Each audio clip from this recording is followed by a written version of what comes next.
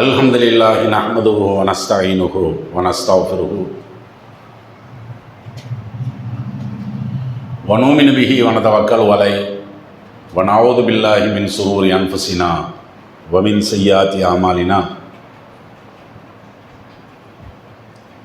My யஹ்திஹில்லாஹு ஃபலா முதில்ல லஹு வ my யுضلل ஃபலா ஹாதிய லஹு வ அஷ்ஹது அல்லா இலாஹ இல்லல்லாஹ் வஹ்தஹு லா ஷரீக லஹு வ அஷ்ஹது அன்ன முஹம்மதன் அப்துஹு வ ரசூலுஹு அம்மா பஅத்.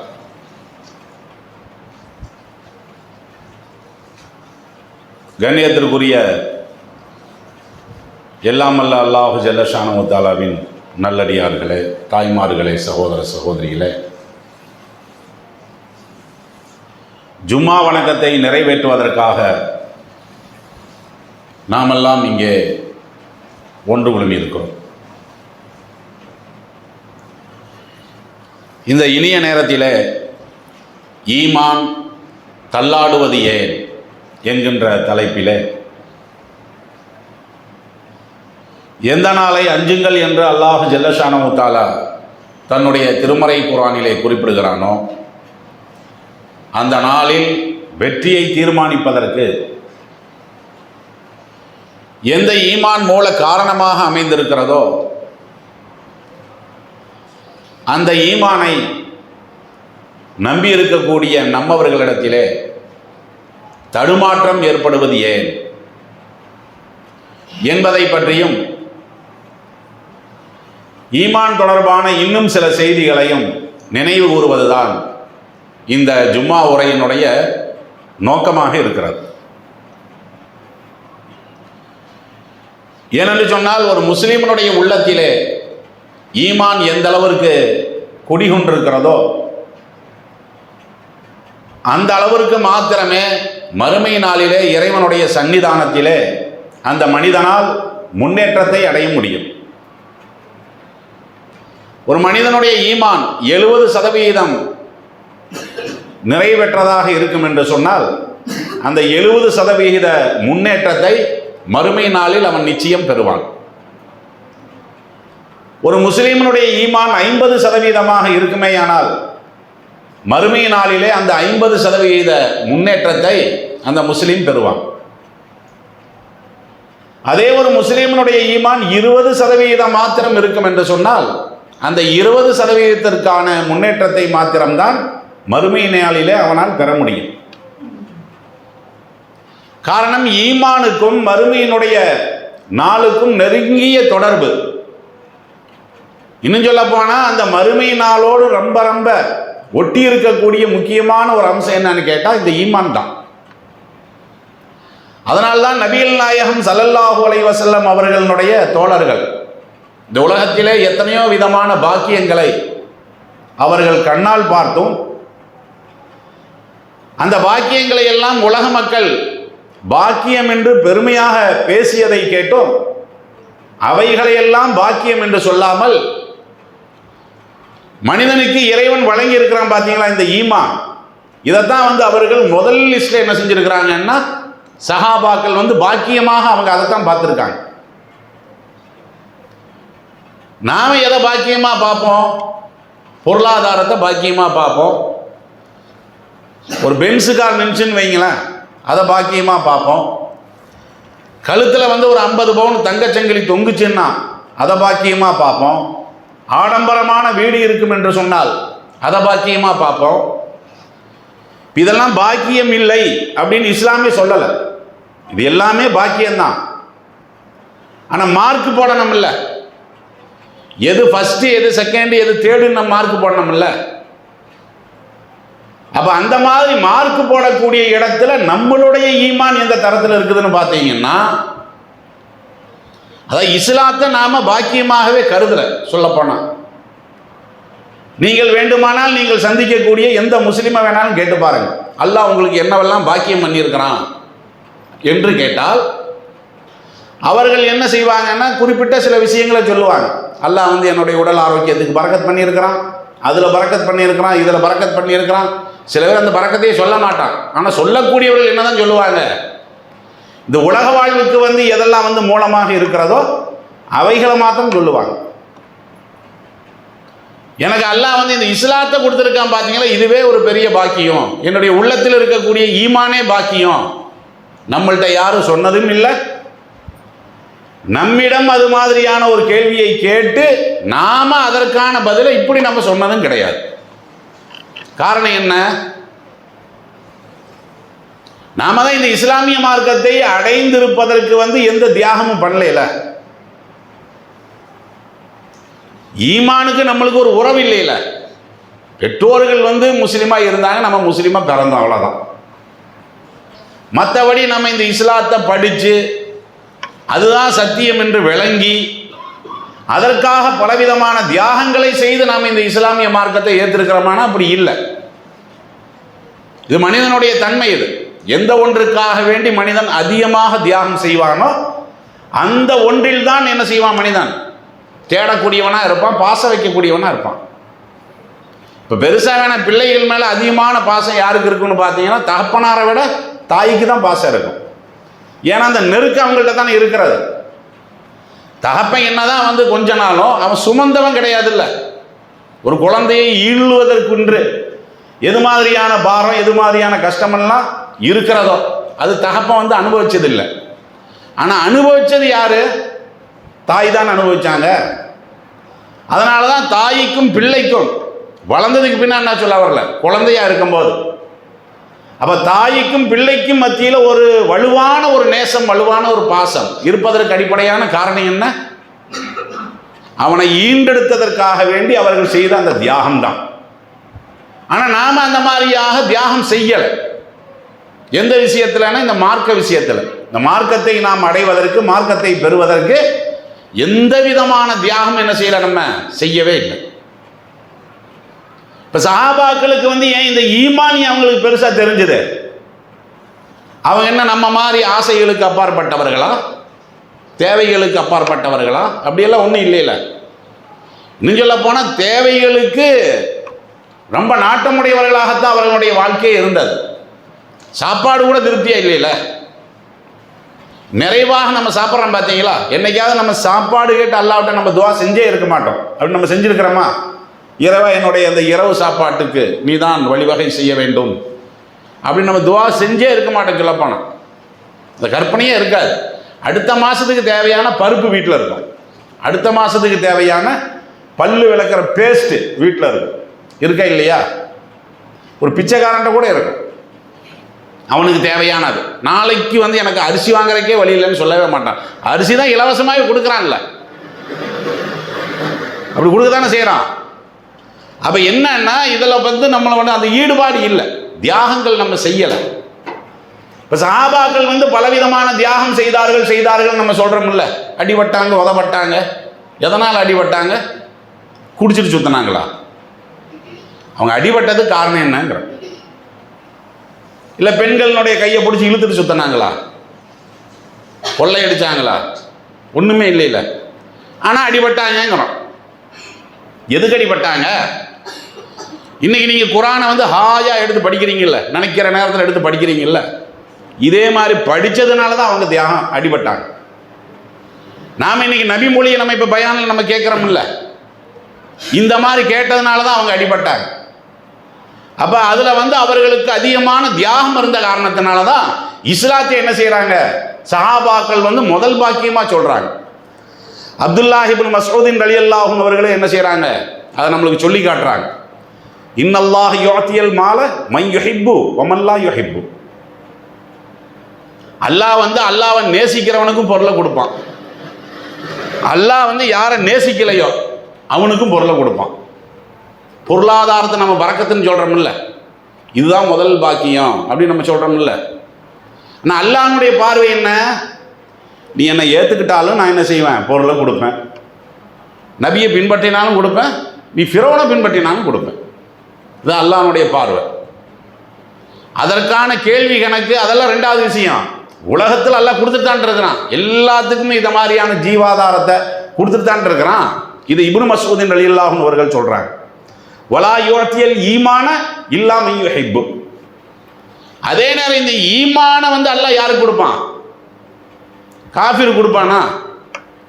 கொடுத்தா தான் முஸ்லீம் ஆயிடுவான்ல. இப்போ யாரை இறைவன் நேசிக்கிறானோ நேசிக்கிறவனுக்கு இறைவன் ஈமான கொடுக்குறான். யாரை இறைவன் நேசிக்கிறானோ அல்லது நேசிக்கவில்லையோ அவர்களுக்கு பொருளாதாரத்தை கொடுக்குறான். யார் சொல்றா? அப்துல்லா இப்னு மஸ்ஊதின் ரலியல்லாஹு அன்ஹு அவர்கள் இருக்காங்கல்ல, அவங்க சொல்றாங்க. ஏதோ ஒரு ஒயர் லூஸ் செய்தா இருக்குன்னு நினைக்கிறேன். ஃபோன் இல்லை, அது கட்டில் தான், டவர் கட்டில் தான். இது அப்துல்லா இப்னு மஸ்ஊதின் ரலியல்லாஹு அன்ஹு அவர்கள் இருக்காங்க பார்த்தீங்களா, இப்படி சொல்றாங்க. அதே மாதிரி சொல்றாங்க, லா ஷையுன் நஹப்புல் லில் முஃமினி ஃபி துன்யா. ஒரு மூமினுக்கு இந்த உலக வாழ்க்கை இருக்கு பார்த்தீங்களா, உலகத்தில் எந்த ஒன்றுமே ஒரு பொருளாகவே அவன் பார்க்க மாட்டான். மினல் ஈமான், ஈமானை விட ஒரு சிறந்த பொருள் எது? ஒரு முஸ்லீம்கிட்ட போய் கேட்டீங்கன்னா இந்த இடத்துக்கு வேற ஒன்றையுமே கொண்டு வர மாட்டானா. இதெல்லாம் யாரு சொல்றா? அப்துல்லா இப்னு மஸ்ஊதின் ரலியல்லாஹு அன்ஹு அவர்கள் சொல்றாங்க. இது எந்த அளவுக்கு விளக்குறாங்கன்னு கேட்டா, ஹாஃபில் இப்னு ரஜப் ரஹ்மஹுல்லாஹ், அவர் ஒரு பெரிய அறிஞர், அவர் சொல்றார், அல் முஃமினு யுஹிப்புல் ஈமான. ஒரு மூமின் இருக்கிறான அவன் ஈமான ரொம்ப நேசிப்பான். எந்த அளவுக்கு நேசிப்பான்? அஷத்து மின் ஹுப்பில் மாயில் பாரி ஃபி சித்தத்தி ஹர்ரில் லமான். கடுமையான தாக ஒருத்தனுக்கு ஏற்படுது, அவனுக்கு அப்போ எது ரொம்ப பேசாமல் இருக்கும், எது தேடும்? தண்ணி தான். நாவு வறண்டு போயிருக்குது, நாவு வறண்டு போனவனுக்கு எது ரொம்ப அதிகமாக தேடுனா தண்ணி தான். அப்படி தண்ணி தேடக்கூடியவனுக்கு குளுமையான தண்ணி கிடைச்சதுன்னு வைங்களேன், குளிர்ச்சியான தண்ணி, கூலிங் வாட்டர், எப்படி இருக்கும் அவனுக்கு? அவனுக்கு எவ்வளோ மகிழ்ச்சியாக இருக்கும். அதாவது நாவு வறண்டு போய் இருந்தால் ஏதாவது ஒரு தண்ணியை தூக்கி மனுஷன் குடிப்பான். இதான மனிதனுடைய தேடல். அவனுக்கு நாவு வறண்டு போயிருக்குது, இன்னும் கொஞ்ச நேரத்தில் என்ன செஞ்சிருவான்? மூச்சு அடைச்சிருவான். இப்படிப்பட்ட ஒரு சந்தர்ப்பத்தில் குளிர்ச்சியான கூலிங் வாட்டர் அவனுக்கு கிடைக்குதுன்னு வைங்களேன், அது அவனுக்கு எவ்வளோ பிரியமாக இருக்கும், எவ்வளோ நேசமாக இருக்கும். இதே மாதிரி தான் மூமியனை பொறுத்த வரைக்கும் ஈமான் இருக்கு பார்த்தீங்கன்னா, அவனுக்கு கூலிங் வாட்டர் மாதிரி. எந்த சந்தர்ப்பத்தில்? கடுமையான சந்தர்ப்பத்தில், கடுமையான தாகத்தினுடைய சந்தர்ப்பத்தில் எப்படி கூலிங் வாட்டர் அவன் விரும்புகிறானோ, அதே மாதிரி இந்த உலக வாழ்க்கையில் ஈமானை தான் என்ன செய்வான் ஒரு முஃமின்? ரொம்ப ரொம்ப நேசிப்பான் என்றெல்லாம் பெருமானார் ஸல்லல்லாஹு அலைஹி வஸல்லம் அவர்களுடைய தோழர்கள் இதெல்லாம் சொல்றாங்க. இப்போ நம்மளுடைய தலைப்பு என்னன்னா, ஈமானை நம்ம எந்த அளவுக்கு நேசிக்கணும், அதெல்லாம் தலைப்பு. ஈமான் ஏன் தள்ளாடுதுங்கிறது தானே. ஏன்னா நம்ம அதில் தானே நம்மளுக்கு தெளிவு கிடைக்கல. ஈமான் ஒரு நேரமும் உருப்படியே நம்மள்ட்ட இல்லையில, அப்படியெல்லாம் சந்தேகம் வரத்தானே செய்யுது, எல்லாத்துக்கும் வரும். என்னை விட இவருக்கு ஈமான் அதிகமாக இருக்குன்னு நான் நினைப்பேன். அவர் என்ன நினைப்பாருன்னா, அவரை விட அவரோட மாமாவுக்கு ஈமான் ரொம்ப அதிகமாக இருக்குது அப்படின்னு அவர் நினைப்பார். எல்லாருமே இப்படி தான் நினைப்போம். நம்ம எல்லாருமே எப்படி நினைப்போம்னு கேட்டால், அடுத்த ஆள்கிட்ட பேசும்போது இல்லை, அடுத்த ஆள்கிட்ட பேசும்போது இவன் பெருமையாக தான் பேசுவான். நான் 5 நேரம் தொழுகிறேன், தான தர்மம் பண்ணுறேன், இப்படியெல்லாம் சொல்லிக்குவான். போய் தனி அறையில் உட்காந்து யோசிச்சான்னு வைங்களேன், அவனுக்கு மார்க் போடவே முடியாது. அவனுக்கு அவனை விட ஒருத்தர் உயர்ந்தவன் நிச்சயமாக இருப்பான், பார்க்குறோம்ல. அப்போ இந்த ஈமானுடைய கோளாறு தானே, ஈமானுடைய அந்த தள்ளாட்டம் தானே. இது எந்த அளவுக்குன்னா, அப்துல்லா இப்னு அம்ர் இப்னு ஆஸ் ரலியல்லாஹு அன்ஹு அவர்கள் சொல்கிறாங்க, யஅதி அலன்னாசி ஜமான், ஒரு காலத்தில் வாழக்கூடிய மக்கள், யஹுஜ்ஜூன, ஹஜ் செய்வார்கள், வயுஸல்லூன, தொழுவார்கள், வயசூமூன, நோன்பு நோற்பார்கள், வமா ஃபீஹிம் மூமின், எல்லாமே அவங்கள்ட்ட இருக்கும். ஆனால் என்ன இருக்காதுன்னா ஈமான் மட்டும் இருக்காதுங்கிறாங்க. முரண்பாடாக இருக்குது பாருங்க. ஈமான் இருந்தால் தானே தொழுகை இருக்கும், ஈமான் இருந்தால் தானே ஹஜ் இருக்கும், ஈமான் இருந்தால் தானே நோன்பு இருக்கும். இவர் என்ன சொல்றாருன்னா, இது எல்லாமே இருக்கும், ஈமான் மட்டும் இருக்காதுங்கிறாங்க. அது நம்மளுக்கு கேட்கறதுக்கு பொருத்தமா இல்லை. ஆனால் நடைமுறையில் தானே உண்மை. நடைமுறையில் நம்மள்ட்ட தொழுகை இருக்குது, ஆனால் நமக்கே ஒரு சந்தேகம் இருக்குல்ல, நம்முடைய ஈமான் கரெக்டாக இருக்குன்னு சந்தேகம் இருக்கத்தானே செய்யுது. இதையெல்லாம் சஹாபாக்களும் இமாம்களும் என்ன செய்கிறாங்க, எதுக்காக வேண்டி இதை சொல்ல வர்றாங்கன்னு கேட்டால், இந்த ஈமான் தான் ஒரு மனிதனுடைய மறுமை வெற்றிக்கு மூல காரணமாக இருக்கிறது. அந்த ஈமான் நீங்கள் என்ன செய்யுங்க, சீர்படுத்திக்கிங்க. அந்த ஈமான் நீங்கள் என்ன செய்யணும், ஒவ்வொரு நாளும் சுய பரிசோதனை நம்ம இதை பற்றி செய்யணும். கணக்கணக்கை நம்ம டெய்லி பார்க்குறோம்ல, ஒரு வாரம் கழிச்சு கணக்கு பார்க்கணும், நம்ம யாராவது முடிவு பண்ணுறோமா? அப்படி இல்லை. இன்றைக்கி என்ன வருமானம், அது லாபமோ நஷ்டமோ டெய்லி நம்ம பார்க்கத்தானே செய்கிறோம். போட்டிருக்கக்கூடிய சட்டை வந்து அழுக்கு ரொம்ப அதிகமாக இருக்கா இல்லைன்னு பார்க்குறோமில்ல. அப்போ முடி சீவி இருக்குதான்னு பார்க்குறோம், ட்ரெஸ்ஸு கரெக்டாக இருக்கான்னு பார்க்குறோம், வீட்டில் குப்பை கிடக்குதான்னு பார்க்குறோம். இதெல்லாமே நம்ம பார்க்குறோம். வீட்டில் போய் உட்காந்து மேலே என்ன செய்வோம், அங்கே 8 கால் பூச்சி கட்டியிருக்குதா, இங்கே 8 கால் பூச்சி கூண்டு கட்டி, இதெல்லாம் பார்க்குறோமில்ல. இதெல்லாம் சுய பரிசோதனை தானே, வீடு பரிசோதனை தானே. அந்த மாதிரி ஈமானிய பரிசோதனை நீங்கள் பண்ணணும் இல்லை. சுய பரிசோதனைங்கிறது அடுத்த ஆள் வந்து பண்ண முடியாது, நாம தானே பண்ணணும். அது மாதிரியான அம்சங்கள், அது மாதிரியான தேடல்கள் நம்மள்கிட்ட இருக்கிறதா இல்லை. அதே நேரம் இன்னொரு விஷயத்தையும் புரிந்து கொள்ளணும். இந்த தள்ளாட்டம்னு நம்ம சொல்றோம் பார்த்தீங்களா, தடுமாற்றம் இல்லாமல் எந்த மனிதனாலும் இருக்கவே முடியாது. அது முதல்ல நம்ம ஆணித்தரமாக விளங்கி கொள்ளணும். ஏன்னா நம்மளே குறைச்சி நம்ம மதிப்பிடுறோம். நம்மளோட ஈமான் ரொம்ப பலவீனமாக இருக்குது அப்படின்னு நம்ம மதிப்பிடுறோம் பார்த்தீங்களா. யாருடைய ஈமான் நல்லா விளங்கிக்கணும். 100% இருக்குமா, 100% இருக்குமாங்க, 100க்கு 100 அப்படிங்கிற லெவலில் இருக்குமா? நல்லோர்களுக்கு இருக்குமா, அவுலியாக்களுக்கு இருக்குமா, சரி நபிமார்களுக்கு தான் இருக்குமா? அப்படியே இறைவன் படைச்சிருக்கிறான். மனிதனுடைய உள்ளத்தை அல்லாஹ் ஜல்ல ஷானஹு எப்படி படைச்சிருக்கிறான்? பலவீனமாகத்தானே படைச்சிருக்கிறான். படைச்சவனே சொல்றான், என்ன சொல்றான்? படைப்பினங்கள்ல ரொம்ப சிறந்த உயர்ந்த இடத்துல இருக்கிறவன் மனுஷன்தான். அந்த மனுஷனை எப்படியெல்லாம் படைச்சிருக்கிறேன்னு அல்லாஹ் சொல்றான் பாருங்க. 70வது அத்தியாயத்தினுடைய 19வது வசனத்தில், இன்னல் இன்சான ஹுலிக ஹலுஆ, அவசரக்காரனாக மனுஷனை நான் படைச்சிருக்கிறேன். ஜும்மாக்கு அப்போ தான் வந்து உட்காந்துருப்பார், 5 நிமிஷம் தான் ஆயிருக்கும், டைம் ஆயிருச்சா பயான் எப்போ முடியுங்கிறது, வர்றது லாஸ்ட் 5 நிமிஷம் முடிஞ்ச ஜும்மா டைம் முடிகிற மாதிரி இருக்குது. இதுதான் அவசரம்.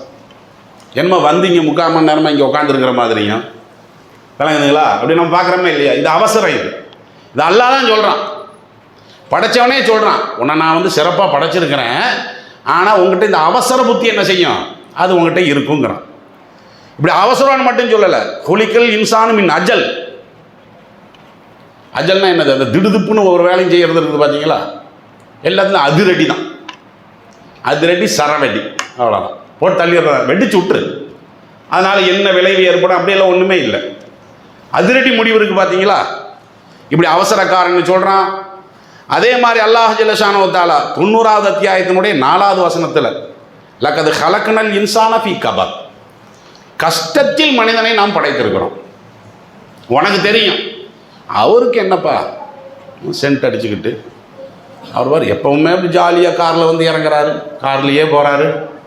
இப்படி தான் நம்ம சொல்கிறோம். அமைதியாக இருக்கணும், ஜும்மாவில் அப்படிலாம் பேசக்கூடாது, அமைதியாக இருக்கணும். இங்கே பாரு, அமைதியாக இருக்கணும், எப்பவுமே அமைதியாக இருக்கணும்.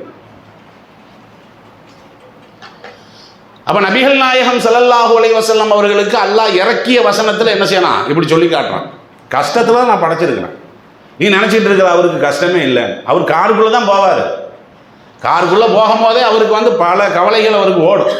என்னடா இப்படி ஆகிப்போச்சு, நீ சைக்கிளில் போயிட்டு இருப்ப, அந்த கவலை உனக்கு இருக்கும். அவன் காரில் தானே போகிறான், ஓம்பார்கள் அவன் காரில் போகிறான். எதுக்கு போகிறான்? அவன் நிம்ஸுக்கு போகிறான். நீ சைக்கிளில் எங்கே போகிற? நீ சினிமா தேட்டருக்கு போகிற. நீ போகிற சினிமா தேட்டரு, அவன் போகிறது நிம்ஸுக்கு போகிறான். எதுக்கு? போய் படுத்து கிடக்கிறக்கா, ஹாயா படுத்து கிடக்கிறதுக்கா? இப்போ செத்து போயிடுமா, நாளைக்கு செத்து போயிடுமா, இந்த அச்சமெல்லாம் இருக்குது பார்த்தீங்களா. இப்படித்தான் நான் மனுஷனை படைச்சிருக்கேங்கிறான்.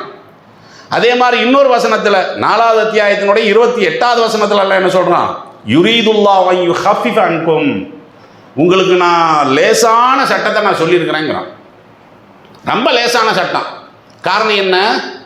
குலிக்கல் இன்சானும் லஈஃபா, பலவீனமான முறையில் தான் நான் மனிதனை படைத்திருக்கிறேன். அப்போ நம்ம கற்பனை பண்ணிடக்கூடாது. என்ன கற்பனை? நம்ம ஈமான் ரொம்ப படு மோசமாக இருக்குது, சுய பரிசோதனை பண்ணுறதுக்கு யோசிக்கிறதுங்கிறது வேற. இப்படி நம்ம நினச்சிடக்கூடாது.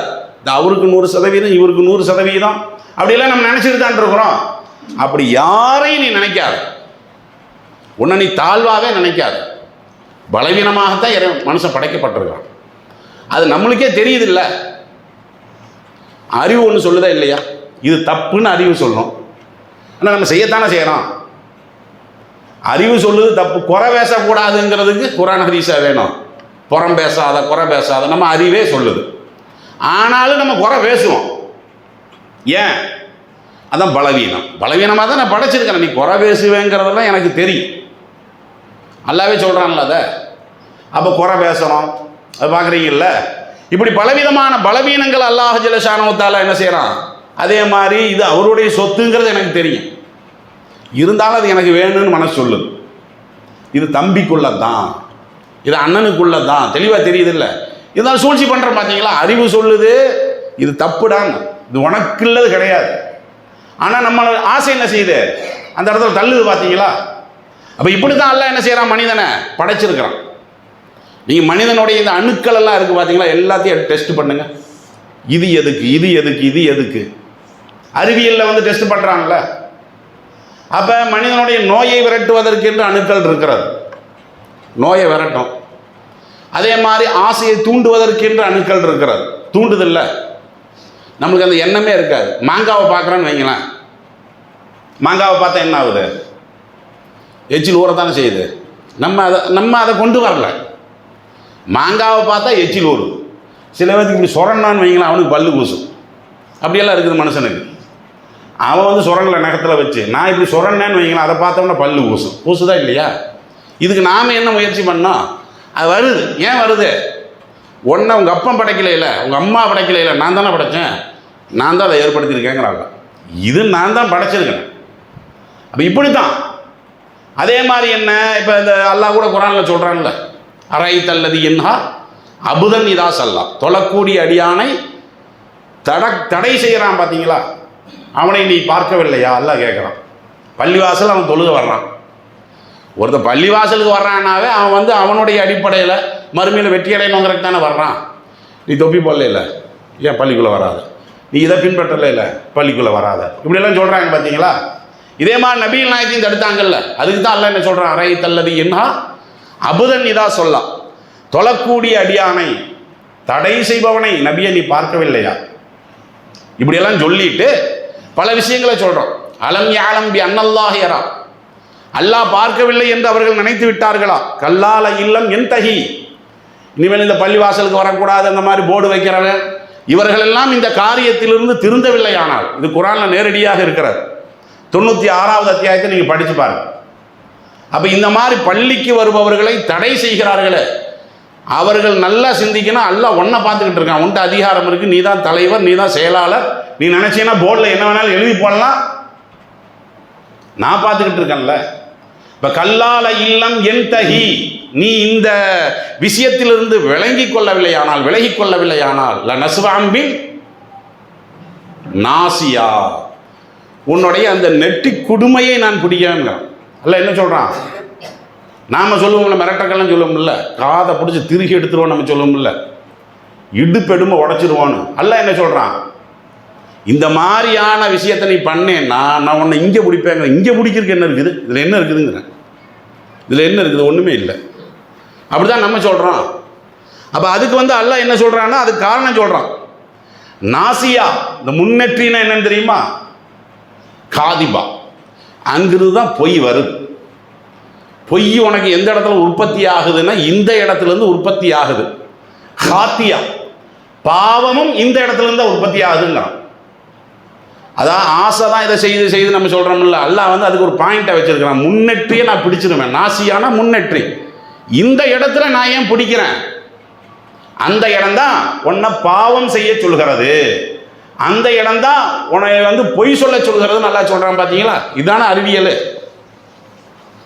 எதுக்கு நம்ம சொல்ல வரோன்னு கேட்டால், அல்லாவே மனுஷனை இப்படி தானே படைச்சிருக்கிறான். அப்போ நம்மளுடைய ஈமானில் வந்து தடுமாற்றமெல்லாம் ஏற்படத்தான் செய்யும். அதை நினச்சி பெரிய அளவுக்கு கவலையெல்லாம் நம்ம பட வேண்டிய அவசியமே கிடையாது. கவலைப்பட வேண்டிய அவசியமே இல்லை. ஆனால் என்னத்தை நம்ம அந்த இடத்துல வந்து நம்ம சுய பரிசோதனை பண்ணணுமோ, எந்த விஷயத்தில் நம்ம திடீர்னு எச்சரிக்கை பெறணுமோ அந்த விஷயத்தில் எச்சரிக்கை பெறணும். பெருமானார் ஸல்லல்லாஹு அலைஹி வஸல்லம் அவர்களும் கூட அவங்க தவறுக்கு உட்பட்டவர்களா அப்பாற்பட்டவர்களா, அவங்களும் தவறுக்கு உட்பட்ட ஆள் தானே. நபிகள் நாயகம் ஸல்லல்லாஹு அலைஹி வஸல்லம் அவங்கள்ட்ட என்ன செய்கிறாங்க, ஒரு ஆள் வர்றார், இன்னக்கும் லவ்லா அன்னக்கும் துஸ்ரிக்கும், நீங்கள் என்னத்துக்கு சிறுக்கு வைக்கிறீங்கிற. யாரை? நபிகள் நாயகத்தை கேட்குறாரு. நபிமார்கள் சிறுக்கா வைப்பாங்க? நபிமார்கள் சிறுக்கு வைப்பாங்களா? சிறுக்க கடுமையாக கண்டித்தவர்கள் நபிகள் நாயகம் ஏனைய இறை தூதர்கள். ஆனால் அவர் வந்து என்ன செய்கிறாரு, வந்து சொல்கிறாரு, யா முகமதே நேமல் கௌம அன்தும் லவ்லா அன்னக்கும் துஸ்ரிகூன், நீங்கள்லாம் இணை வைக்க மாட்டீங்கல்ல, இணையவெல்லாம் கடுமையாக எதிர்க்கிறீங்கல்ல அப்படியெல்லாம் கேட்குறாரு. இல்லை நீங்கள் இணை வைப்பீங்களான்னு கேட்குறாரு. ரசூலுல்லாஹ் என்ன சொல்கிறாங்க, சுபஹான் அல்லாஹ், அல்லாஹ் தூய்மையானவன், வமாதாக்க, அதன் பக்கமே நாங்கள் போக மாட்டோமே, அதை பற்றியே நாங்கள் சிந்திக்க மாட்டோமே, பெரிய பாவமாச்சே என்று சொல்கிறாங்க. அப்போ இவர் என்ன செய்கிறாரு, அப்படி நீங்கள் நினச்சிக்கிட்டு இருக்கிறீங்க, நீங்கள் இணை விஷயத்தில் வந்து கரெக்டாக இருக்கிற மாதிரி நீங்கள் நினச்சிக்கிட்டு இருக்கிறீங்க. ஆனால் உங்கள்கிட்டயே சிறுக்கு இருக்குதுங்கிறார். என்ன சிறுக்கு? இதா ஹலஃப்தும் பில் காபா, உங்களுடைய சஹாபாக்கள் என்ன செய்கிறாங்க, காபத்துல்லா மேலே சத்தியமாகங்கிறாங்க. நீங்கள் நான் பார்க்குறோம்ல, குரான் மேலே சத்தியமாக நம்ம சொல்கிறோமில்ல, அம்மா மேலே சத்தியம், வாப்பா மேலே சத்தியம், என் நேர்மையின் மீது சத்தியம் சொல்கிறோமில்ல. சஹாபாக்கள் வந்து என்ன செய்கிறாங்கன்னா காபத்துல்லா மேலே சத்தியம், ஒரு காரியம் நடத்துவதாக இருந்தால் காபா மேலே சத்தியம் பண்ணுறது. அது அவங்களுக்கு தப்பாகவே தெரியல. நபிகள் நாயகம் அதை கண்டுக்கல பாருங்க. ஆனால் இஸ்லாத்தை ஏற்காதவருக்கு தப்புன்னு தெரியுது. இன்னும் அல்லாவுக்கு இணை வைக்க மாட்டேன்னு சொல்கிறீங்க, அது என்ன காபா மேலே சத்தியம்னா? காபானா என்னது? செங்கல் தானே, அது சுண்ணாம்பு தானேங்கிறான், சிமெண்ட்டு தானே, அது கல் தானே. அப்போ அது மேலே போய் சத்தியம் பண்ணால் அதுக்கு என்ன அவ்வளோ சக்தி இருக்குது சொல்லு? என்ன வல்லம் இருக்குது? இணை வைப்பு கூடாதுங்கிறது அடுத்த ஆளுக்கு அல்லாஹ்வுடைய சக்தி இல்லைங்கிறனால தானே. இப்போ காபாவுக்கு என்ன சக்தி இருக்குன்னு கேட்குறாரு. கேட்டாரா இல்லையா?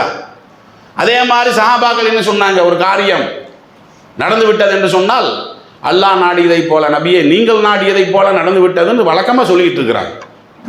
ரசூலுல்லாஹ்ட்டே வந்து சொல்லுவாங்க, அது அல்லாஹ் நாடின மாதிரி நடந்து போச்சு, நீங்கள் நாடின மாதிரி நடந்து போச்சுன்னு. இப்போ அல்லாஹ் நாடின மாதிரி நடந்து போச்சுன்னா கரெக்டு, நீங்கள் நாடின மாதிரி நடந்து போச்சுன்னா அது என்ன அர்த்தம்? இப்போ நீங்கள் வந்து அல்லாஹ்வுக்கு ரொம்ப அந்த விஷயத்தில் கொஞ்சம் நெருங்கியாக இருக்கிறீங்க. இதை சொல்லும்போது பெருமானார் ஸல்லல்லாஹு அலைஹி வஸல்லம் அவர்கள் என்ன செய்ய, அந்த நேரத்தில் தவற உணர்றாங்க பாருங்க. ஆமாம், இவர் சொல்கிறது கரெக்டு தான், சொல்லக்கூடிய ஆள் யூதராக இருக்கலாம், பாயிண்ட்டு கரெக்டு தானே, கரெக்டாக தானே சொல்கிறாரு. அதுக்கப்புறம் தான் சட்டத்தை மாற்றுறாங்க. என்ன சொல்கிறாங்க, இனிமேல் காபா மேலே சத்தியம் பண்ணாதீங்க, காபாவை படைத்த ரப்பில் காபா, காபாவை படைத்த இறைவன் இருக்கிறானே அந்த இறைவன் மீது ஆணையம் அப்படி சொல்லுங்கள். அதே மாதிரி அல்லாஹ் நாடின மாதிரி நீங்கள் நாடின மாதிரியும் சொல்லாதீங்க, அல்லாஹ் நாடியதற்கு பிறகு நீங்கள் நாடி இருக்கிறீங்கன்னு இப்படி சொல்லுங்கள். மாற்றினாங்களா இல்லையா? எதுக்கு நம்ம இதை சொல்ல வர்றோம்? நபிமார்களாக இருந்தால் கூட அவர்கள்ட்ட தவறு வரும். ஏன்னா அல்லாஹ் வந்து அப்படி தான் படைச்சிருக்கிறான். அதே மாதிரி தான் மறுமை நாளில் இந்த ஈமான் தான் நமக்கு கை கொடுக்கும். ஆழமான நம்பிக்கை நம்மிடத்தில் இருக்கிறது. ஆனால் அந்த ஈமானில் நாம் உறுதியாக இருக்க மாட்டோம், தடுமாறிக்கிட்டே தான் இருக்கும். எப்படி இந்த தண்ணி அடித்தோம் அங்கங்கே தடுமாறிக்கிட்டே இருக்கிறானோ அந்த மாதிரி நம்மள்ட்ட என்ன வரும், அந்த தடுமாற்றங்கள் ஏற்பட்டுக்கிட்டே தான் இருக்கும். சஹாபாக்களுக்கும் ஏற்பட்டுச்சா இல்லையா? அபூபக்கர் சித்திக் ரலியல்லாஹு அன்ஹு அவர்களே வந்து விசாரிச்சாங்கல்ல, கைஃபன்தையா ஹன்லலா, முன்னாடியே நினைவுபடுத்தியது. ஹன்லலாவே சௌக்கியமாக இருக்கிறீங்களான்னு கேட்குறாரு. அவர் என்ன சொல்கிறாரு, சௌக்கியமாக இருக்கிறீங்களான்னு கேட்டால் நம்ம என்ன சொல்லுவோம், அல்ஹம்துலில்லாஹ் நல்லா இருக்கிறேன், இல்லாட்டி எனக்கு நோய் பிடிச்சிருக்குது, இது ரெண்டில் ஏதாவது ஒன்று தான் நம்ம சொல்லுவோம். அவர் என்ன சொல்கிறாரு, சௌக்கியமாக இருக்கிறீங்களான்னு கேட்டால் நான் வந்து முனாஃபிக் ஆகிட்டேன்னு சொல்கிறார். அவர் நீ நல்லா இருக்கிறியா, இல்லை நான் முனாஃபிக்காக இருக்கிறேங்கிறார். அப்போ அபூபக்கர் சித்திக் ரலியல்லாஹு அன்ஹு அவர்களுக்கே ரொம்ப ஆச்சரியம், என்னடா இவர் முனாஃபிக்குங்கிறாரு, இவர் அல்லாஹ்வுடைய தூதனுடைய ஃப்ரெண்டாச்சே, நம்மளுக்கு நண்பராச்சே, அவர் இஸ்லாத்தை ஏற்றுக்கிட்டவராச்சே, பலவிதமான தியாகங்கள் செய்தவராச்சே, இவர் தன்னை முனாஃபிக்குன்னு சொல்கிறாரு. அப்போ தான் அவர் என்ன செய்கிறாருன்னு வழக்கம் சொல்கிறார். அதான் நபிகள் நாயகம் ஸல்லல்லாஹு அலைஹி வஸல்லம் அவர்கள் சொர்க்கத்தை பற்றி சொல்லுவாங்க, பயான் பண்ணுவாங்க. அதை கேட்குற நேரத்தில் நம்ம என்ன செய்வோம், அப்படியே ஆவல் தேடும், நம்மளுக்கு அந்த சொர்க்கம் கிடைச்சா ரொம்ப நல்லா இருக்கும், அப்படி ஈமான் வந்து அப்படி பொங்கி வருது. அதே நேரம் நரகத்தை பற்றியும் சொல்லுவாங்க, அச்சம் வரும், இந்த காரியத்தை செய்யாத ரசூலுல்லாஹ் சொல்லுவாங்க. அப்படி எங்களுக்கு என்ன செய்யும், கண்ணா ரா ஐனுங்கிறாங்க, அப்படி கண்ணால் அப்படி நரகத்தை பார்த்த மாதிரி எங்களுக்கு பயம் வரும். சொர்க்கத்தை பற்றி வர்ணிச்சா அதை கண்ணால் நாங்கள் பார்த்த மாதிரி எங்களுக்கு ஆசை வரும். இதெல்லாம் எங்கே, பயான் பண்ணும்போது தான், ரசூலுல்லாஹ் பக்கத்தில் இருக்கும்போது தான். அதே நேரம் நாங்கள் வீட்டுக்கு போனோம், ரசூலுல்லாஹ்வுடைய மூஞ்சியை பார்த்தா இப்படி வருது, வீட்டில் போய் மனைவி மூஞ்சியை பார்த்தா அதான் வரும், அது வரல. ஈமான் போகுதா இல்லையா? வீட்டில் போனோம்னா இப்போ பள்ளிவாசல் நம்ம எப்படி இருக்கு அந்த மாதிரியா நம்ம இங்கே இருக்கிறோம்? அப்படி இல்லை. நான் நோன்பு வச்சிருக்கிறேன், நான் நோன்பு வச்சிருக்கேன் இல்லைன்னா என் வாயில் வர்றது வேற மாதிரி இருக்குமா, அப்படி தான் நம்ம சொல்லுவோம். நான் நோம்பாளியாக இருக்கிறேன், வாயகையே கொடுத்துறாதேன். நான் நீ நினைக்கிற மாதிரி ஆள் இல்லை, நான் தஜ்ஜாலை விட மோசமானேன். ஏதோ கொஞ்சம் ஓரளவுக்கு போயிட்டுருக்கேங்க. கெட்டவனாக இருக்கிறத பெருமையாக பேசிக்கிட்டு இருக்கான் பாருங்க. அவன் இருக்கிறது கெட்டவனாக இருக்கிறான், கெட்டவனாக இருக்கிறத பெருமையாக பேசுகிறான், சொல்கிறான்ல. அப்போ இவங்க 2 பேரும் வந்து என்ன செய்கிறாங்க, இதை பேசுகிறாங்க. இந்த மாதிரி அல்லாஹ்வுடைய தூதருக்கு மத்தியில் இருக்கும்போது இப்படி ஈமான் பொங்குது, வெளியே போனால் என்ன செய்யுது, அது அப்படி தள்ளாடுது. இது தள்ளாடுறது தானே இது. இதைத்தான் அவர் முனாஃபிக்குங்கிறார். முனாஃபிக்குன்னா ரெட்டை வேடம் தானே. இப்போ இந்த ஈமானுக்கு ரெட்டை வேஷம் பார்த்தீங்களா, அல்லாஹ்வுடைய தூதருக்கு முன்னாடி ஒரு வேஷமாக இருக்குது, வீட்டுக்கு போனால் வேற மாதிரி இருக்குது. அப்போ அபூபக்கர் சித்திக் ரலியல்லாஹு அன்ஹு என்ன சொன்னாங்க, இந்த முனாஃபிக் என்பதற்கு நீ சொல்கிறதான் பொருள் என்று இருந்தால் நானும் முனாஃபிக் தாங்கிறார். ஏன்னா எங்கிட்டையும் அப்படி தான் இருக்குங்கிறார் அவர். அப்போ எனக்கு ஈமானு சில நேரம் பார்த்தா 80% நிற்கிது, சில நேரத்தில் பார்த்தா 70% நிற்கிது, சில நேரத்தில் பார்த்தா 50 நிற்கிது. அப்போ நீ சொல்கிற மாதிரி நம்மளுக்கு என்னத்தான், நானும் ஒரு முனாஃபிக் தான், இப்படி வர்றாங்க. ஆனால் இவங்களுக்கு இதுக்கு விட தெரியணும், ரசூலுல்லாஹ்ட்டே போகிறாங்க. இந்த மாதிரி தான் எங்களுடைய உள்ளமெல்லாம் இருக்குது. ஈமானிய தடுமாற்றம், இந்த தள்ளாட்டம் வந்துக்கிட்டே இருக்குது. அப்போ ரசூல் ஸல்லல்லாஹு அலைஹி வஸல்லம் அவர்கள் என்ன கேட்டாங்க, அந்த சஹாபாக்கள்கிட்டே கேட்குறாங்க, உண்மையிலேயே நீங்கள் சொல்கிறது வந்து உங்கள்கிட்ட ஏற்படுதா? வல்லதி நப்சி பியதிஹி லவ் ததுமுன அலாமா தக்குனுன இந்தி, என்னிடத்தில் இருக்கும்போது உங்களுக்கு அந்த உணர்வு வருதில்லை. வானவர் இருக்கிறார், மலக்குமார் இருக்கிறாங்க. அப்போ மலக்குமார்கள் இருக்கிற காரணத்தினால சில விஷயங்களை வந்து நம்மளை தடுத்துக்கிட்டே இருப்பாங்க, சில இடங்களில் சைத்தான் இருப்பான். அப்போ ஈமான் உங்கள்கிட்ட இருக்கும், இருந்தாலும் சில நேரத்தில் இப்படியும் போவோம், சில நேரத்தில் நேராகவும் போகும், கோணையாகவும் போகும். இதை பற்றியெல்லாம் கவலையே படாது. அதுக்கு நீ கவலைப்பட்டேன்னா சைத்தானுக்கு நீ பயந்துட்டேன்னு அர்த்தம். கவலையே படாத. ஆனால் உனக்கு வந்து இப்படி தடுமாற்றம் வருதுன்னு உனக்கு தெரியுதில்ல, ஸ்டடி ஆயிடு. ஆமாம் இது தப்பு தான். அது எந்த அளவுக்கு சொல்கிறாங்க பாருங்கள் ரசூல் ஸல்லல்லாஹு அலைஹி வஸல்லம் அவர்கள். எப்படி சொல்கிறாங்க, பாபிசா என்ற ஒரு சஹாபிட்ட அவங்க சொல்லி காட்டுறாங்க. ஏன்னா அவர் வந்து நல்லதுன்னா என்ன, கெட்டதுன்னா என்ன, அப்படியெல்லாம் விளக்கம் கேட்குறாங்க. அந்த விளக்கத்தை வந்து ரசூல் ஸல்லல்லாஹு அலைஹி வஸல்லம் அவர்கள் சொல்லாமல் அவர் மேலே கையை வச்சு அவருக்காக வேண்டி என்ன செய்கிறாங்க, பிரார்த்தனை பண்ணுறாங்க. பிரார்த்தனை பண்ணிட்டு சொல்கிறாங்க, யா வாபிசா இஸ்தப்தி கல்பக்க, வாபிசாவே உன்னுடைய உள்ளத்தில் நீ ஃபத்வா கேள், உன்னுடைய உள்ளத்தில் நீ என்ன செய்யணும், ஃபத்வா கேள். வஸ்தப்தி நப்சக்க, உன்னுடைய அறிவில் நீ என்ன செய்ய, ஃபத்வா கேள். 3 தடவை கேள். ஏன்னா அல் பிர்ரு மா இத்மஅன்னத் இலைஹி நஃப்ஸு, நல்லதுன்னு நீ கேட்குறீங்கள, எது நல்லதுன்னு நீ கேட்குறீங்கள, ஒரு காரியத்தை நீங்கள் பண்ண போகிறீங்க, உங்களுடைய மனசு உறுத்தவே இல்லை, அது நல்ல காரியம். உங்கள் மனசு உறுத்தாமல் இருக்குது. ஏன்னா மனசாட்சின்னு சொல்கிறான் பார்த்தீங்களா, அது கரெக்டாக தானே பேசும். அல்லாஹ் அப்படி ஒரு அற்புதத்தையும் அல்லாஹ் நம்மளுக்குள்ள ஒவ்வொரு மனுஷனுக்கும் அல்லாஹ் ஏற்படுத்தி வச்சிருக்கான். வாயி பொய் பேசும், கை பொய்க்கு உதவும், காலும் பொய்க்கு உதவும். ஆனால் நம்மளுடைய மனசாட்சி இருக்குது பார்த்தீங்களா, அது மட்டும் நம்மளுக்கு குத்தும். அது நம்ம வெளியே அப்படி தர்க்கமெல்லாம் பேசுவோம், அப்படியெல்லாம் கிடையாது, நான் அதை ஒன்றும் செய்யலை, அல்லது இந்த அர்த்தத்தில் தான் நான் செஞ்சேன் சொல்லுவோம். ஆனால் உள்ளத்தில் என்ன செய்யும், நறுக்கு நறுக்குன்னு ஏற்றிக்கிட்டே இருக்கும். இது யார் அது, அதான் வானவருங்கிறது. அப்போ நீ பண்ணுற இது தப்பு, அல்லாஹ் வந்து உணர்த்துறான். இதான் வந்து ஈமான் தான். அங்கே போய் நிற்கிது பாரு, குழிக்குள்ளே உழுக போகுது, குழிக்குள்ளே நீ உழுக போகிற அப்படின்னு வந்து குத்துறாரு. அந்த வானவர் குத்துறதா நம்மளுக்கு என்னது, அந்த உறுத்தல். இந்த உறுத்தல் ஏற்படுதில்லை. இந்த உறுத்தல் ஏற்பட்ட உடனே நீ என்ன செஞ்சிரு, அந்த காரியத்தில் ஈடுபடாத வந்துடு. அதுதான் ஈமானை பாதுகாக்கக்கூடிய, ஈமானை சீர்படுத்தக்கூடிய முக்கியமான விஷயம் என்னன்னு கேட்டால், உறுத்தல் ஏற்பட்டாவே நீ என்ன செஞ்சிடணும், விலகிடணும். வை நஃப்தா கண்ணாசு அப்தூக்க, நீ பிற மனிதர்களுடைய விஷயத்தில் ஃபத்வா கொடுத்தாலும் சரி, உன்னை பற்றி மற்றவங்க ஃபத்வா கொடுத்தாலும் சரி, உன் மனசு உறுத்திருச்சா செய்யாத, அது ஹலாலாகவே இருக்கட்டுமே செஞ்சிடாது. ஏன்னா மனசு உறுத்தி போச்சு இல்லை. ஆனால் நம்ம என்ன செய்யறது, மனசாட்சிக்கு முழு விரோதியாக இருந்து கொண்டு தான் செயல்படுறது. நல்லா யோசிச்சு பார்க்குறீங்களா இல்லையா? அப்போ ஈமானுங்கிறது முக்கியம். அந்த ஈமானுடைய படித்தரத்துக்கு தான் மறுமை நாளில் வெற்றி கிடைக்கும். ஈமான் சரியுமா சரியாதா, தள்ளாடுமா தள்ளாடாதா, தள்ளாடும். தள்ளாடுற நேரத்தில் என்ன பண்ணணும், அந்த உறுத்தல் ஏற்படுதில்லை, விட்டுரு.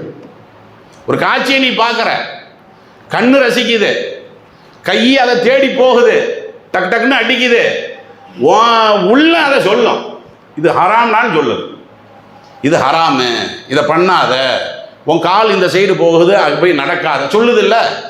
அப்போ உன்னை ஈமான பாதுகாக்கிறதுக்கு தானே அல்லாஹ் வந்து அந்த உள்ளத்தை வச்சிருக்கிறான், உறுத்தலை ஏற்படுத்தியிருக்கிறான். இந்த உறுத்தலையும் யார் குப்பை மேட்டிலே கொண்டு போய் தூக்கி போடுகிறார்களோ அவர்களுடைய ஈமான் சரிஞ்சு போயிடும். இந்த விஷயத்தை தானே சஹாபாக்கள் பயந்தாங்க. அதனால் ஈமான் என்பது அது வந்து ஏறவும் செய்யும் இறங்கவும் செய்யும். இறங்கும் கூடிய அந்த சந்தர்ப்பம் அல்லாஹ் நம்மளுக்கு உணர்த்தக்கூடியதாக இருக்கும். அப்படி இறைவன் உணர்த்துகின்ற ஒவ்வொரு விஷயத்திலும் நாம் விலகி இருந்தால் மறுமை நாளில் நிச்சயமாக நம்ம என்ன செய்வோம், நம்முடைய ஈமானுக்கு ஏற்ற முன்னேற்றத்தை அல்லாஹ்விடத்திலே பெறுவோம் என்ற அறிவுரையை சொல்லி முதல் உரையை நிறைவு செய்யும்.